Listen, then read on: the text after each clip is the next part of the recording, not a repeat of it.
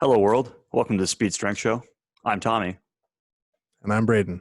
And I don't think you can give a thumbs up if you are upside down. Hang on, I'm trying to. It takes some visualization.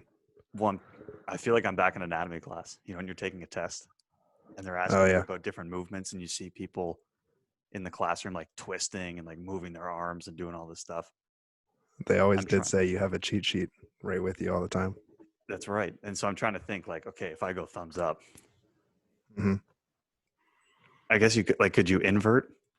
Well, that's the thing is like if you are upside down, either you're doing a thumbs up for yourself, so it's a thumbs down to the other person, or you're giving a thumbs down to yourself and a thumbs up to the other person.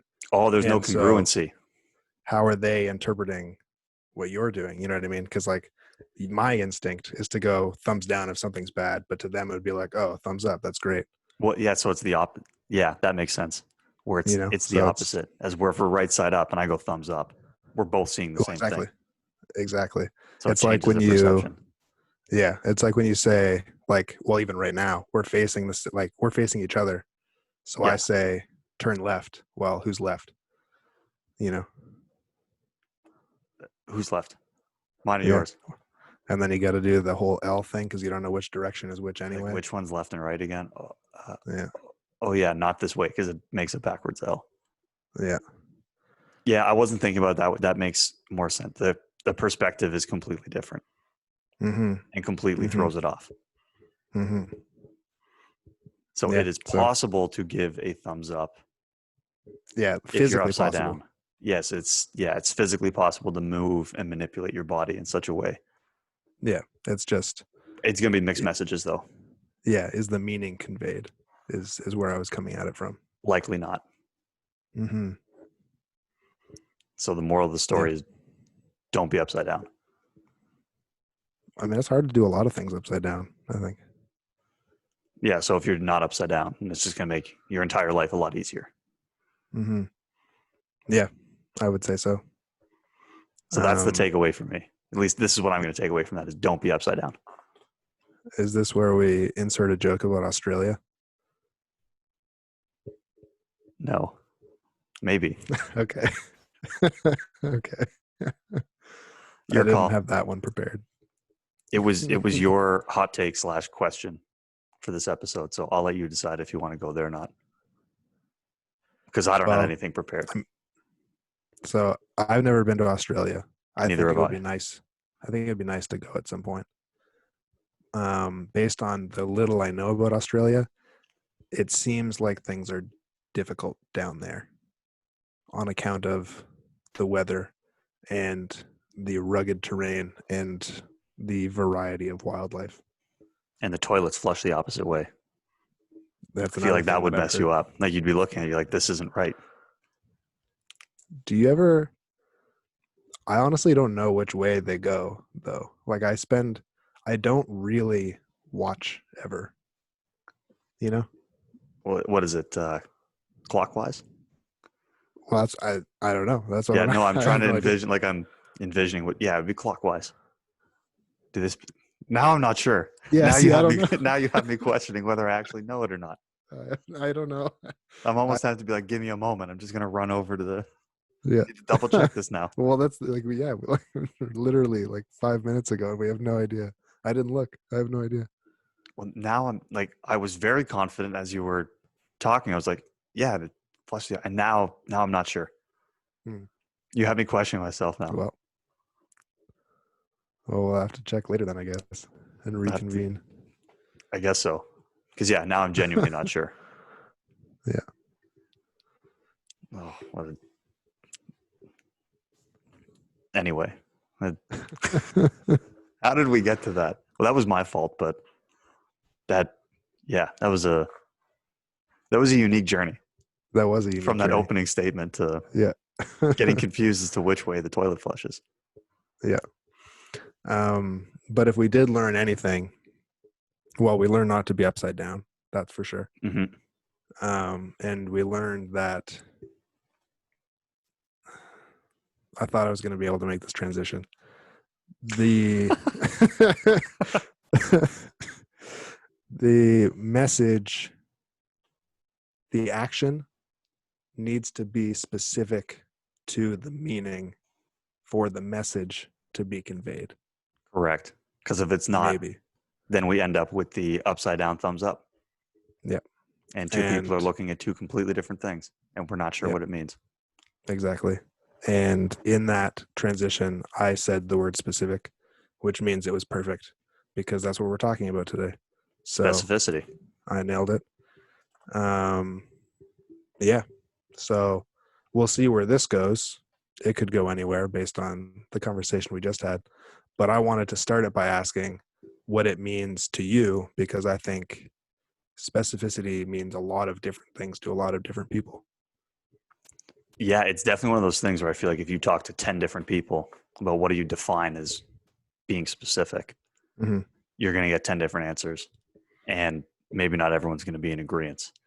So one of the first things I did was I actually went to I had to double check. So I went to the dictionary and I looked Mm-hmm. up what does the word specific actually mean, because I don't think I've ever looked it up in the dictionary. And I figured, okay, that's probably a good place to start. So I will read this word for word from the dictionary. Specific, the quality of belonging or relating uniquely to a particular subject. Quality of belonging or relating uniquely to Yeah, what kind of a subject did it say? particular subject. Particular. So Sure. that there's like one thing or a focused subject in this case Mm-hmm. that this quality or characteristic relates to.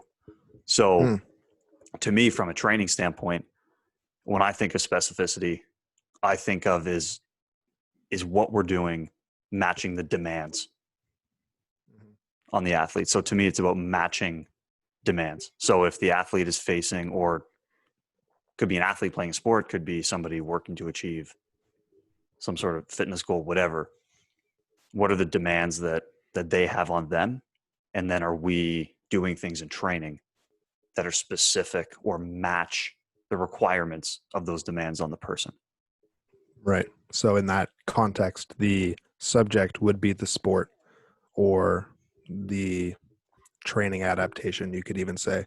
Yes. And then the movements or the adaptations you're going after are those things that relate particularly to that subject. Yeah, those would be the qualities belonging or relating to that. So that's kind of how I view specificity. So if you were asking me, is an exercise or something that I'm prescribing to somebody, quote unquote, specific, then if it matches very closely to the demands that they face, then I would say it's specific. If it's something that does not closely replicate or mimic the demands they face, then I would say it falls more in the general category.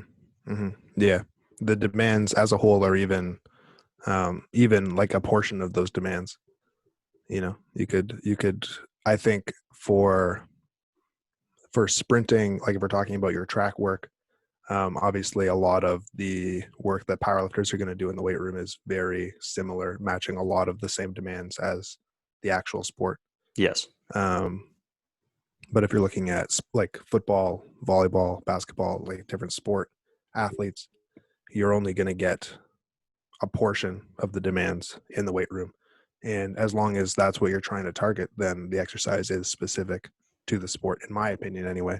Yeah. I think words like specific and words like, I told you I was going to bring this up, functional, I hate that word. have like a connotation around them these days. Like everyone, you say the word and everyone has an idea of what it means, and kind of getting away from what the word is defined as. Like I think the dictionary definition of functional and specific, as you just read, is very far removed from what a lot of like strength coaches or people in the fitness industry would define it as it relates to fitness. Well, and it's just to me, it's a neutral thing. It almost goes back to the episode we had there where we talk about hamstrung being a word that's like negative in connotation. Right. If you throw out, like as a strength coach or a fitness person or a trainer, whatever, hey, this is specific or this is functional, it almost automatically has this connotation with a lot of people that like, oh, that's good. A functional exercise is good. Mm-hmm. And something that's not functional is bad. Mm-hmm. Right. And it doesn't necessarily work in that way. It's if you're not matching the exercises up or meeting the demands, then a functional exercise, as you call it, functional, whatever you want to define that as, could be good or bad. A specific exercise could be good or bad, or have good timing in a program or poor timing in a program. Mm-hmm. But I think the word specific and functional are, for the most part, associated with a positive notion. I don't know if you agree with that. Yeah, I think generally they are. Yeah, I think people that hold those more extreme definitions, maybe I'll say, like functional, you would, if you think about what constitutes a functional movement, you're thinking about ones that mimic daily life activities, or ones where you're working on like more body weight movements or more like awkward kind of coordination type movements. Yeah. It's like farm work. Specificity. Yeah, well, exactly, right. Yeah. And specificity, I think, at least in a powerlifting context, I think, and not everyone's like this, but I think a lot of people just have this idea that you only do the competition movements and that's it. And I think a lot of people who hear coaches talk about training in a specific context would assume that that's what they mean, is that you're only doing the competition movements and nothing else, which I think is not the case most of the time. You know, and as per that definition, I would define any movement that is specific to the sport in the sense that it mimics the, like, all of the demands or some of the demands or only one of the demands. You're developing one demand, then it's specific. If an exercise helps you function in any regard that is important to you, then it's functional, you know. And I But hope function can be anything. Well, exactly, you know. Like, so I hope that didn't get you too fired up. no, I'm going to be able to stay reasonably calm over the word functional. And there's just so many things that go into, like, if you define it, like specific being the sport essentially. So if you're a 200 meter sprinter, absolute specificity is running 200 meters at competition intensity. It's the exact same thing as what the competition would be. Yeah. And, same idea for powerlifting, it's literally taking your third attempt. Or I guess more realistically, it's being in a competition. I was going to say, and for either of those, entering a competition is the most specific thing you could do, or to get better at. Exactly. Or game day for any sport athlete is like, that is the most specific you can be. So there's so many variables in order to make something truly, truly specific. You're looking at, if we're talking about like our sports, you can't replicate, you cannot absolutely not replicate football or volleyball or basketball in the gym. How people might try, but you can't do it. Imagine football in the gym, like tackling people with barbells. Like, it would be mad. You can't do it. You can't do it. It's just not the same. It's not the same. It would be madness. But you can replicate your event, your track and field event. You can replicate it on the track, and you can replicate. You can do a mock meet in the gym. So you can come very, very close. So we're still talking about like intensity or load. We're still talking about, the type of the movement, the tempo, the rep scheme, the location to an extent. Well, even probably some of the procedures too, right? Like for a mock meet, do you weigh in? Do you right? Exactly. do all those other things? the procedures, the Yeah. environment, the situation, Is that the same with mindset. track if we did like an intra-squad meet, for example, Yeah. where you would have a specified start time for the race. So you have to decide how long do I need to warm up, and all that, like Mhm. all the procedural stuff works Yeah. exactly the same, except you'd just be racing against teammates rather than Hmm. potentially people from other schools. But procedurally it works like very, very similar to Yeah. what you could call quote unquote a real competition. Right. Yeah. And then you still get those same, like, it's probably not the same, but some of the same anxieties about like having to prep for a specific day, having to run at a specific time. Like you wake up and it's race day. Yeah. You wake up and it's mock meet day. It's not just, oh, I feel pretty good today. Let's see how fast I can run. Yeah. Or see how much I can lift. Yeah. Yeah. There's more preparation. Exactly. And even comes down to like the equipment I think you're wearing too. Like for those, are all the athletes wearing their singlets? Like for us, we're like and mock meets will probably wear our singlets. We'll probably, if the gym has competition specific equipment, then we'll try to use that. All of it comes into play. Yeah. It'd be the same on this end. Mhm. Like, yeah, you would treat it like any other meet. So then you obviously can't do all of that all of the time because you'd never get anything done.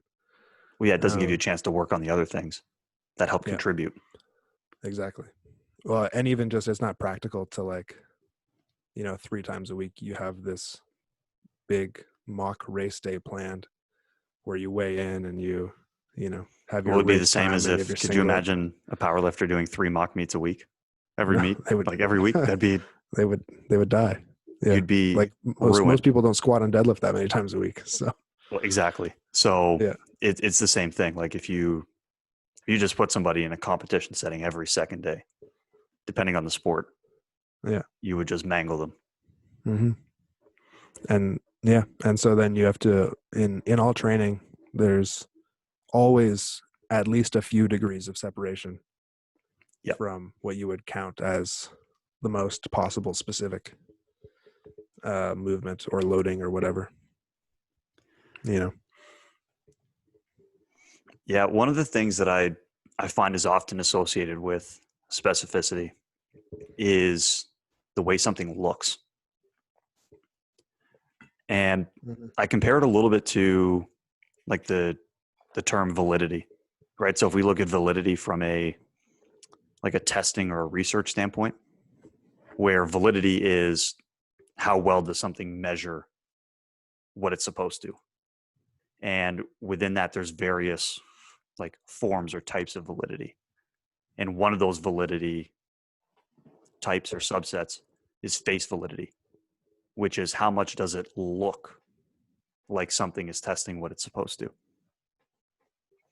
And it's the weakest form of those types of validity. So if you are, conducting some sort of a test and it has very high face validity, but the other forms are very low, it's not really a very valid test. It might look like it's measuring something that it's supposed to, but in reality, it's not. And I think sometimes what happens with specificity or sport specific training is everybody, whether this is parents, coaches, athletes, whoever, we're looking for it to look like the movement or the sport or appear as though it's the movement of the sport. And I think in some of that sense, that doesn't necessarily mean you're meeting the demands or matching the demands simply because it looks like the sport. And then, in fact, depending on how closely you're trying to make it look like that, do you run the risk as a strength coach? Am I now turning into a basketball coach or a volleyball coach or a baseball coach? Because now I'm doing things that the sport coaches should maybe be doing because we've tried to make it look so much like the sport. And I think that can sometimes be dangerous because then we maybe miss the actual demands or qualities that are needed by the athletes, specifically in the movements and actions they do in whatever sport or whatever activities that they do. Yeah, definitely. Yeah, I think I think you hit the nail on the head there that, yeah, a lot of people feel that specificity means that it looks like the sport. But if you're trying to, I mean, as you've used this phrase before, turning the weight room into the track, or however the field, for various sports or the court, Yeah. um, you have to ask yourself, like, what are you trying to do? Are you doing it just because it looks like the sport, or are you trying to develop some of the same skills? Because if the only thing that you can positively say about the exercise that you're choosing, or the program that you're devising or whatever, is that it looks like the sport, then like that's really weak. Like you could say for a quarterback or a pitcher or something, you maybe you want them to be throwing a weighted ball in the weight room, which I feel like some people do. Like during their practices, they would throw a weighted ball. In baseball, I think people will swing two bats or swing a weighted bat or something like that, which I mean maybe is beneficial, maybe not. And you could say that you're working on the strength or the power or whatever, and maybe you are. But if the only reason is it's a thing that we can do in the weight room that mimics what you do on the field, like that's a really, really weak argument. And on the field, you're working on, the technical aspect of the sport as well as the, mental aspect of the sport. So there's a lot of benefits to be there. And if that's just what you're doing in the weight room, then just have them go onto the field and throw an actual football, throw an actual baseball, because that's going to do what you're trying to do, you know? And I think with a lot of those movements, if you try to mimic running in the gym, like you're carrying dumbbells or something and you're just running on the turf with dumbbells in your hands, like that seems kind of ridiculous to me. There's better ways to do that. And like, are you really getting the strength stimulus you're looking for? Are you really getting the power stimulus you're looking for? And you're definitely not improving your running technique at all. Like you're probably making that worse. Likely.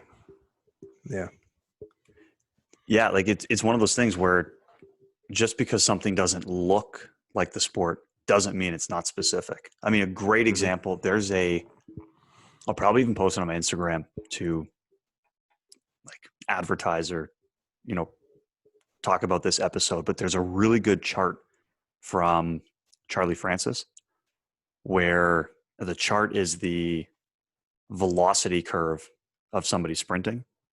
And then they've broken up different segments of the run. And then underneath it shows some of the qualities or the primary characteristic that promotes that part of the run. And then different exercises or drills that I guess he specifically used to address that. So for example, something like the start. So the first 10 meters, let's say, really depended on strength. So if we were on the track working with somebody in terms of acceleration coming out of the blocks, 10, 20 meters, strength is an extremely important quality. It's specific to that part of the run. So we might go into the weight room and squat heavy. Now a squat and coming out of the blocks looks like two very different activities. But coming out of the blocks depends on strength. The squat could be an excellent exercise to build strength. So at least in my opinion, I view that as a very specific exercise because it's meeting the demands that the individual needs. So I think that's one of those scenarios where it might not look like the same thing, but you might get more benefit out of using the squat to improve maximal strength versus trying to come up with an exercise that looks exactly like somebody starting a sprint or a run. Yeah, definitely. And that's, to go back to that definition, you're developing an attribute that is specific to the subject being sprinting or the start of a sprint. Yeah, and I think that's a really, so if you, in powerlifting, a lot of what specificity means, I mentioned this, is that it's only doing the competition exercise. From a sprinting perspective, that would be you only run your race, or you only sprint maybe You don't work specifically on your start. You don't work specifically on tempo. You don't work specifically on your technique. You just sprint, which I think is a little bit extreme. Like I think most people would agree that you need some kind of a variation, um, for health purposes. And also like addressing those weak points, like you just mentioned, right? If someone's having trouble with their start, then it could be a technical thing. It could also be a strength thing. So in some cases, you'll just want to do more starts. And in some cases, you'll want to squat or split squat or pistol squat, whatever. And same kind of thing in powerlifting. If we've got a weakness in our squat, maybe what we want to do is just more squats. I think in a lot of cases that's at least helpful, but I don't think it's the only answer, because we talked about a few episodes ago anyway about weakness assessment, and how there's compensation patterns, and if you are squatting with that good morning squat where your hips shoot back, knees shoot back, you are relying more heavily on your hip extensors to move the weight because they're stronger. And if all you do is your competition exercise and maybe you're, going pretty heavy because it's closer to what you're going to do in competition, you're just increasing, you just like you're just like reinforcing that pattern.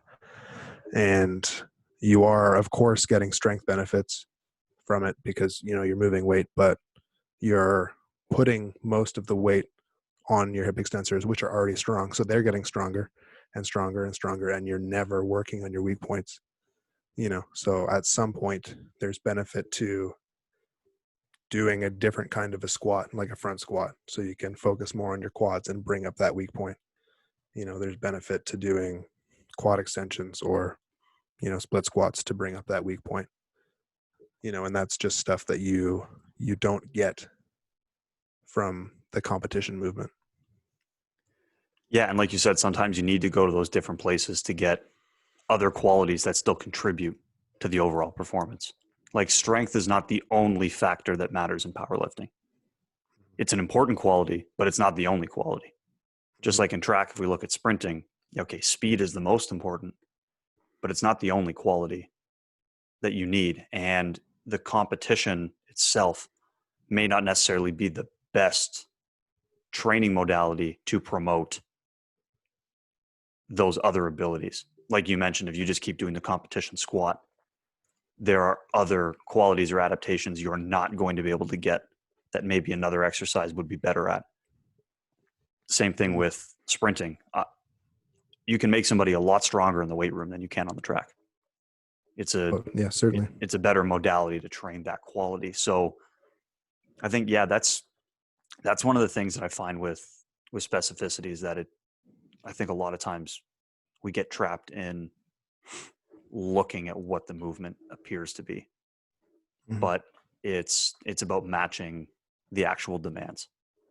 And so I think the better we can choose exercises or training drills or whatever to actually match the demands is probably going to yield better results in terms of people improving or having better performance or achieving whatever goals that they're looking to go after. One thing that's interesting though to me about the specificity as far as how does it appear to look is it can have a pretty big effect on like buy-in and convincing people to want to train. I don't know if you agree with that. I don't know if you've ever sprinkled things in that like look specific because then people are like, oh, this is a better training program all of a sudden because it,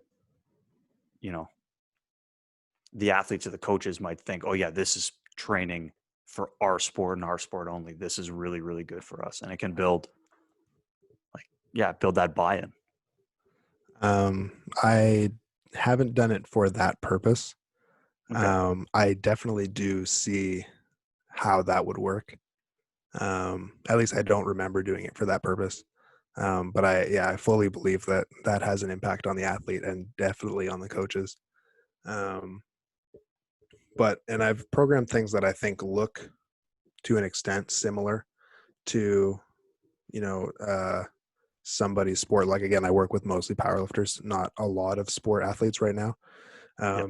So everything that I program looks similar to powerlifting. Well, because you're But working with a pretty, yeah, like, it's a one population essentially. yeah. But in terms of sport athletes, I have programmed some things that look kind of similar to their sport. But I always, when I explain it to them, I'm saying this, we're doing it this way because it's going to mimic some of the specific forces that you're going to be under in this part of your sport or this, stage of the movement or whatever. So you'll be strengthening it in that kind of a specific way instead of a more, like with various paddling sports, a lot of them undergo a lot of rotational core demands, torso demands. So you program a lot of rotational or anti-rotational torso exercises.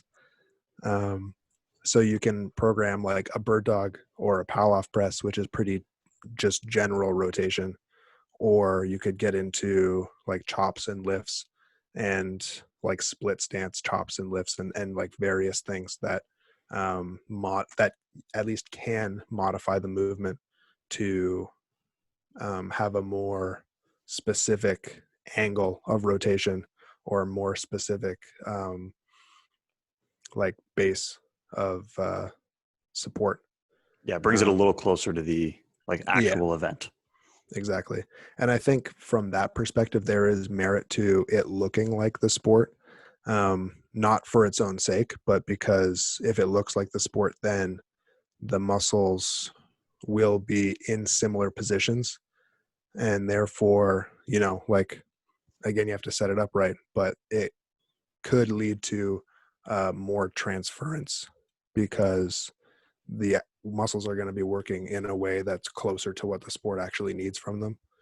Um, so like you could think about a split squat being a little bit more specific for a big knee dominant movement than a squat, because in the start, your feet are staggered a little bit. Like, again, I don't think it matters a lot, but there could be a little bit more benefit there.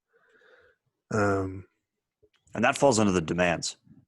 Really, like Yeah, the demands, exactly. there's a lot to think about. That would be your needs analysis of a sport. So Yep. what are my angles of action? What are planes of movement? What type of muscle actions do I have going on? What type of, you know, there's a lot of different variables that make up the demands of a sport. So that's one of those cases where, okay, I'm targeting the same muscles. I'm targeting maybe the same muscle actions in a similar plane. My, whatever part of the body, elbow, knee, ankle, shoulder, is in a similar joint position or joint range as what I'm dealing with in the sport. So there's a lot of options to make things specific, as you've highlighted there with that, like the example of paddling and the anti-rotation work. Yeah, yeah, definitely. Um, with powerlifting, um, I guess, if somebody is used to doing, more like higher volume work, and then they have a block that they get heavy singles in, where they're able to push into that like 90+% range, that I think is what specificity kind of looks like for my programming.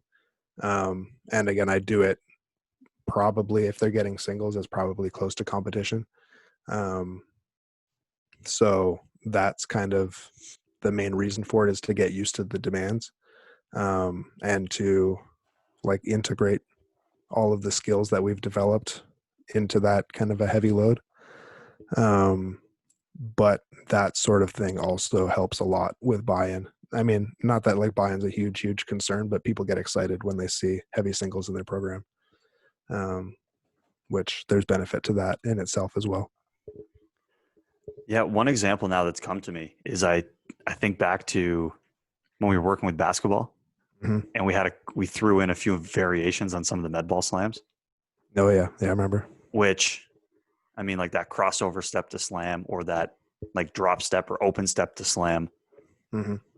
I mean, probably wasn't adding a tremendous amount of adaptation, but it looked and felt like basketball to a lot of the athletes. Hmm. And I think they enjoyed doing it because of that. So, Yeah. you see something like that in the program, and that was one of the first exercises. Then people are like, oh yeah, I'm excited to go lift. Hmm. This is basketball. This reminds me of basketball. And then that's again, just a way where if you have something like that sprinkled in, you still may be getting some other qualities, right? So the idea with that crossover step or that drop step, there's still intention and quickness and purpose behind that step or that movement. But now you throw in a little bit of like the med ball in there with the slam, and all of a sudden it's like, oh, okay, this feels like a pivot step in basketball, or this feels like a crossover step. And now all of a sudden they're more excited to do it. And if they're more excited to do it, then the intent or the purpose behind it might go up compared to an exercise that looks very, as we could describe it, general in nature. Then they might not be as excited to put in the intent or the purpose behind that exercise. Yeah. Yeah. 100%. And I think that, yeah, the buy-in or the excitement or, all that stuff feeds into intent. And that's very, very important for, like, if from my perspective, if I write a program as the coach, but the athlete doesn't believe it's going to work, then it doesn't matter how good the program is, it's not going to work.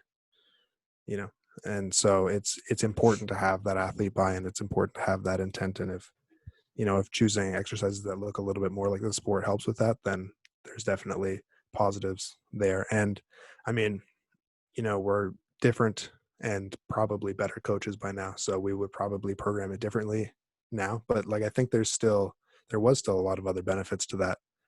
you know um Well, and that's the thing. So as the coaches, maybe when we're sitting there in that whiteboard session, we're going, okay, let's do, you know, these different things, like one of these med ball exercises, for example, and mhm. we might get the following training adaptations, but you don't necessarily portray it to the athlete that way. Where, hey, this is No. going to make you this, or that. It's like, hey, this is like, what does this movement look like? Oh, that looks like whatever from my sport. Think about it that way. And then all of a sudden, they're still going to get some of those benefits because you've looked Mhm. into the specific training demands. Yeah. But instead of boring them with, physiology and biomechanics and all this other stuff that we might find interesting, but they don't necessarily. And all of a Yeah. sudden they're like, it looks like basketball, it looks like volleyball, it feels like baseball or football. Yeah, done. I'm in. I want to do this. Well, and I think that, yeah, it's a great way to set kind of expectations and to like teach the movement. And instead of saying, okay, so you're going to start in base position, you want bend at the hips, bend at the knees, you're explaining a lot of things. And then you're going to take this big crossover step, kind of, not quite like a 60-degree angle, more like a 75-degree angle. And Yeah. you're going to bring the med ball up around, slam, make sure you got a good core brace. And like, that's so many things, right? But if you just say like, it's a crossover step, you do that all the time, do a crossover step and do it with intensity, because in a game you do it with intensity, right? Yeah. And speeds things up. Obviously people are more excited, and they're going to do it better probably, and they're still, yeah, getting all those same benefits. And I mean, yeah, like with some of those, I don't know if we were necessarily targeting a specific muscle group. It's a full body movement, so like everything's getting some of the impact. So if we were trying to target more specifically hips or quads or ankle, whatever, like there's a lot of things that are important in basketball, then yeah, maybe we would choose a different exercise or something that focused a little bit more on triple extension or something like that. But if we're trying to develop speed and power, all you really need to do is move fast or powerfully. Exactly. Move with intent, move with purpose. Well, exactly. So I think there is a little bit more leeway in those exercises, like speed power exercises, to make things look specific, for the purpose of buy-in or whatever. And you can add other things that, you can add jumps and things afterwards that might address some of those muscles more specifically, Yeah. I mean, that example, was like a fortunate byproduct. Mm-hmm. We definitely weren't thinking that way when we programmed it. At least Mm-hmm. I wasn't. It just happened to be like, oh, okay, all this stuff came together and it worked well, but it was genuinely by accident because we're obviously a lot smarter and better as coaches today than we were 4 or 5 years ago. So Oh, yeah. today we might program it with the same result or get the same result, but we know what we're getting into, as where I think back then, like we got lucky. Like it was like, oh, Yeah. this kind of looks like the sport. Let's throw it in there. And that's like, oh, it's seeming to work for all these reasons, but you didn't realize it until after. Yeah. It was And never the initial intention, but that's part of yeah. learning. So, Well, I think that's normal too. Like we don't, I mean, I would say the two of us are by no means experts. no, Like I think we know a lot in our respective fields, but even in our respective fields, I wouldn't say we're experts. I would never go around claiming to be a strength conditioning or track and field expert. No, I wouldn't. not. I wouldn't be comfortable saying that. No, unless it was sarcastic. So, even if you were to find an expert in the field, or even an expert in biomechanics or physiology, like there is still like an infinite amount that we don't understand about how human bodies work. So now I think we have a better idea of why we're getting certain adaptations, but like we're probably still mostly wrong, and Or best guessing. best guessing, exactly. And the whole point is you get a little bit closer every time, I think. Exactly. And that just, goes back to, continuing to learn and continuing to grow, which is important. But yeah, I guess we kind of got off specificity a little bit there. Well, just slightly, but it all comes back to the specificity. I guess the reason I was bringing up that example from Waterloo is because if you would ask the athletes, for example, what are some of the most specific exercises you've done to train for your sport, those are probably examples that come up. Mm-hmm. Right. So again, those were exercises that maybe at the time we programmed thinking, okay, this is really specific to the sport. This will help them. We maybe didn't have the same insight at that time that we do now, looking back going, okay, it probably worked for the following reasons, which are likely different than why we thought it worked when we first decided to do it. Mm-hmm. Yeah, definitely. And again, I think that just helped highlight the idea that if you pick exercises, drills, training that is specific to the demands, great. If you can find a way to make it look like the exercise or the movement or the sport, that's great, because you might be able to build some of that buy-in. But the most important part is that you're matching to the demands, because if you don't match to the demands, that person they're going to feel it somewhere, Mm-hmm. whether it's in their sport, in their activity. At some point, it's going to get revealed like they're not strong enough, or they're not stable enough, or they're not powerful enough, or fast enough, because at the end of the day, we didn't work to achieve specific demands. We work to achieve something that just looks like it on the surface level. Mm-hmm. Yeah, definitely. And yeah, that's a great point that you bring up. That you need to be, at some point, there's going to be something that comes up. Maybe not now, but at some point there will, and that just shows that there's always. It doesn't matter how strong the chain is. There's always going to be a weakest link. And if the force, becomes too great, then that link's going to break and the whole chain fails, right? So yeah, it's important, I think, to be doing things that target those weaknesses, and that's going to be the fastest way to increase the strength of the whole chain, you know. Like if I go back to the example of a hip dominant squatter, if you just keep doing the squat, then their hips get strong, and that's awesome. They're probably going to lift a little bit more weight. But if you strengthen their quads and only their quads, then they are able to add so much more to the movement, and then your hips don't need to do as much. So you're raising the ceiling of both of them, essentially. The overall performance, the net gain is higher by addressing the weakness in that case than promoting strength, for example, or continuing to build on the strength. Exactly, because there will come a point where it doesn't matter if your hips get stronger or not. Your quads can't handle it, you know? Yeah. And so, like, you're just wasting effort at that point. And like, sure, by doing the competition exercise, you're obviously getting a lot of technical gains and making the movement more consistent. And, you're probably going to start, like increasing the amount of motor units firing and like firing in a more beneficial order, more coordinated order.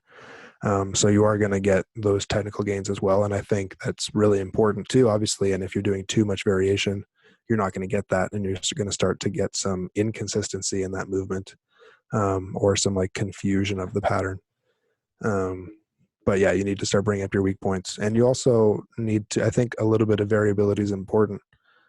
So that you don't, like, if something goes wrong and something doesn't fire 100% properly, or there's a little bit of a twist or whatever, that you're not like dead because you end up a quarter of an inch outside of your range. And you're not prepared for it. Yeah, exactly. Yeah, the variability is important, because as much as you want stuff to be specific and match demands all the time, which I think is important, sport and activities and these demands on people are inherently variable. There's an element of randomness to it. And I think as you mentioned, prepared somebody for that potential variability. What happens if something doesn't play out perfectly as you planned? Can you still adapt then and make a play or complete the lift or have a good run, whatever it is? And then also, you don't necessarily burn out from like the same training stimulus over and over and over and over again. So that's one of the things I like about that specificity meeting the demands, is that you can almost try to get the best of both worlds. It's specific to whatever it is you're trying to achieve, but it's also general enough that it's not this overload of the same type of stimulus over and over and over and over again, where the person doesn't become sensitive to adaptations anymore, or is unable to make as much progress as a result of that, because you've tapped out that stim. Mm-hmm. Yeah, no, that's another great point too, is like the variability, just for the sake of variability, is important. Just something different to, a new stimulus, something new to adapt to, physically, but also mentally, I think too. And that's another thing, like we talk about specificity, and things that are as close to the sport as possible, creating buy-in. But if that's all you're doing, then the athlete's going to crave something different, at some point. And yeah, variability, I think, is important for that reason as well. Another thing I wanted to, that I was thinking about actually when we were getting ready for this talk, obviously we're sport coaches that coach something that is used for training as well. So it's really easy to, like, in, a sprint practice, to do things that are very, very similar to your event. And it's very easy in the gym to do something that's very, very similar to the competition lift. But for, like, we talked about football, volleyball, basketball, baseball, golf, all these different sports. Like, the reason that they do strength and conditioning at all is because there are things that they need to develop that they can't in some high degree of efficiency do on the field or during practice. Like if to your point, if a sprinter needs to be strong, they're not going to do that on the track. They're going to do that in the weight room. If a player needs to be strong, they're going to do that in the weight room. Yeah, there's limits on how much you can improve some of those qualities through sport and sport alone. Yeah, exactly. And like the first example I thought of was a golfer, and they need to have a very high degree of consistency in their swing. And so just spending a lot of time on the range or playing different rounds is going to be very important for that. And like driving distance and like speed and power and all those things are very important, of course. But the most important thing is consistency for them. So in terms of the sport, then like really all they need to do is just keep swinging consistently. And if it's a terrible swing, there's benefits to changing that, but you can play with a terrible swing if it's consistent. And like they're going to do different drills to emphasize different parts of their swing as well. But they're also going to go into the weight room to develop the strength and the speed and the power, things that they can't do on the track or on the golf course. Sorry. And they're also going to come into the weight room for health, reasons to just are you healthy enough? Are you healthy Yeah. enough to do the number of reps you need to be consistent? Well, exactly. Yeah, they're going to come in for rehab or to keep injuries at bay as well. Yeah. So that's another key thing to think about, and another positive in the argument, I guess, for some amount of variation. Yeah, and I think it's one of those things where everything has its ups and downs, right? The specificity, making things specific, is beneficial in some ways. It's also detrimental in other ways, right? I don't know if this is the same in powerlifting. I imagine it is. But if you just lift heavy all the time, eventually you stagnate, right? So there needs to be some variation. That's the same thing with track. I mean, speed creates speed, but speed also stagnates speed. So you can't just make every session going out there and hitting max velocity every single time, week in and week out, and do that for every month of the year, because at some point you're going to plateau, and we want to keep trending upward.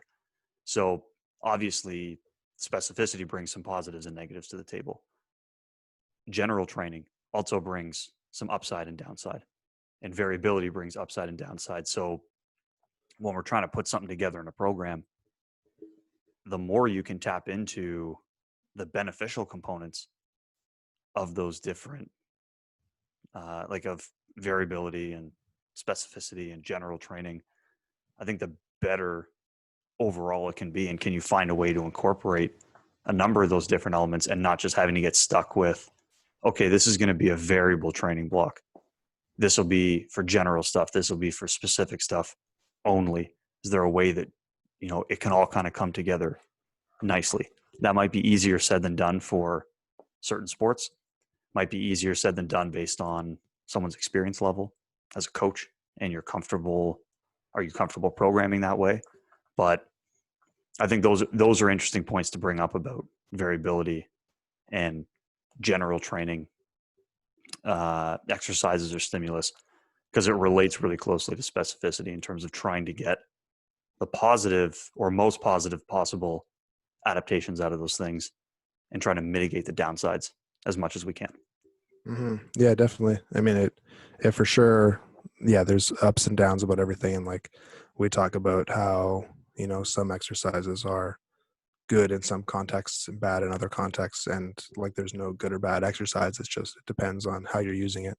And I think with this kind of idea, like anything else really, is you need to know what you're trying to do at least. And if you know what you're trying to do, then chances are you'll probably be able to use it in a way that's at least somewhat beneficial, and if all it does is it gets the athletes excited, then I mean, that's fine, as long as you know that that's what you're doing. And yeah, like it's the same in powerlifting for sure. Like you can't lift heavy all the time because you're going to burn out, you're going to get hurt. I don't know if it's the same for track. This actually might be completely different, but with powerlifting, your lifts tend to look the best kind of in your middle range, in like 60 to 80%. They look the best. and lighter than that, it's too light for you to. I mean, a good lifter will be able to create the same amount of tension and everything to make it look just as good. But Helps when if it's heavier, though. it helps when it's heavier, exactly. And once you get past 85-90%, things start to break down a little bit. If you're getting past 95%, they absolutely are breaking down. And like the worst your lift ever looks is maybe with the bar for some people, or it's going to be with maximal weight. So if you're lifting that all of the time, you're just ruining your motor patterns. I don't know if that's the same for track or not. Yeah, it definitely is. Like if you send somebody through like a wicked drill, for example, at like 90 or 95%, it looks flawless in most cases compared to, it's not necessarily flawless, but it looks flawless in comparison to somebody trying to just 100% race down the track as quick as they can, because something's going to be compromised. So I would agree with that statement that there is a nice window somewhere, maybe between like 85 and 95%. Just pulling some numbers here. This isn't exact, but somewhere in that range where it looks really smooth. It looks really good, but it's not quite as fast as the person can go. But you can still get a lot of benefit from training at 90 or 95% of that maximal velocity. Because like you said, you're reiterating good motor patterns. So I would agree with that sentiment. And if it's too slow, I mean, if you ever watch jumpers or sprinters jog, it's kind of ugly. They're not designed to go that slow. Like it's not a well-practiced thing. So yeah, that's fair. It looks awkward for them, and probably is, because they don't really do anything at that speed. So yeah, fair enough. Yeah, I mean, I think that's all I got on that. Yeah, one of the things I did this week was I made music choices that were a little more specific to you. Oh, is that right? Yeah, because I actually dived into the world of a little bit of hip hop. Oh, wow! Over this past week, so which is normally something that you do, not something that I do. So that was a bit of a fun change of a little variability in my music selection this week. So keeps things fresh, keeps things exciting. Exactly. Yeah, what'd you get into? Arguably two of the greatest hip hop acts of all time. One of them being Run DMC, and the other being the Beastie Boys. Very good. I really like Run DMC and the Beastie Boys. I think their stuff is it's sick. I've heard a few of their songs, probably hits. And the Beastie Boys definitely, I think, have some solid stuff, and Run DMC, of course, does too. It's not fully up my alley, I think, Run DMC, but it's a little close. Both those groups use like some guitar elements. Like there's some fusion of that, like distortion guitar, rock and roll, and I really like the two things kind of coming together, and I think they do it like really, really well. So yeah, you get the best of both worlds there. And it's like upbeat stuff for the most part. It's nothing like overly negative. I mean, the Beastie Boys are just party animals, so everything that they put out music wise was sort of like upbeat and happy and stuff like that. So, and I think Run DMC's got good energy in a lot of their tunes. So yeah, I was listening to a little more hip hop this week. Nice. Maybe not exactly up your alley, but closer to the hip hop stuff that you've been listening to than, death metal, for example. Yeah. Oh yeah. Death. I do like I do like rap rock and like pop rock type stuff, like that sort of fusion that you're talking about. I do really like that. One of my favorite bands of all time probably is Hollywood Undead. I don't know if you've heard of them or not. They're aggressive. They are aggressive. They're upbeat in a different way. Yeah, like dark, angry.